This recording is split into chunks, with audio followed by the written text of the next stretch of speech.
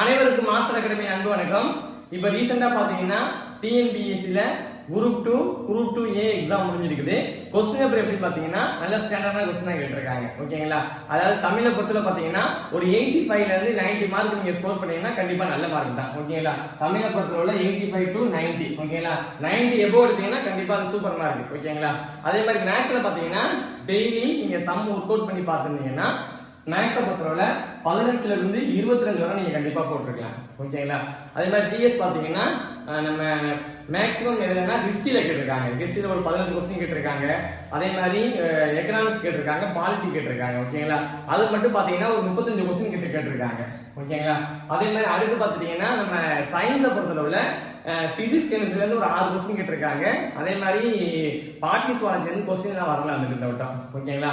அதே மாதிரி current affairs பாத்தீங்கன்னா ஒரு 4 கொஸ்டின் கேட்டிருக்காங்க. அதே மாதிரி நம்ம யூடி 8, 9ல பாத்தீங்கன்னா ஒரு 10 கொஸ்டின் கேட்டிருக்காங்க. ஓகேங்களா? ஓவராலா பாத்தீங்கன்னா நீங்க ஒரு 145 to ஓகேங்களா 150 நீங்க ஸ்கோர் பண்ணிருந்தீங்கன்னா கண்டிப்பா நீங்க அடுத்த மெயின் எக்ஸாம்ஸ்க்கு படிக்க ஆரம்பிச்சிடலாம். ஓகேவா? அதனால நீங்க என்ன செய்யுங்க, ஒரு 145 to 150 எடுத்தீங்கன்னா அது என்ன கம்யூனிட்டி இருந்தாலும் சரி. ஓகேங்களா? கண்டிப்பா நீங்க என்ன செஞ்சிடலாம், படிக்க ஆரம்பிச்சிடலாம். ஓகே, வீடியோ பிடிச்சா லைக் பண்ணுங்க.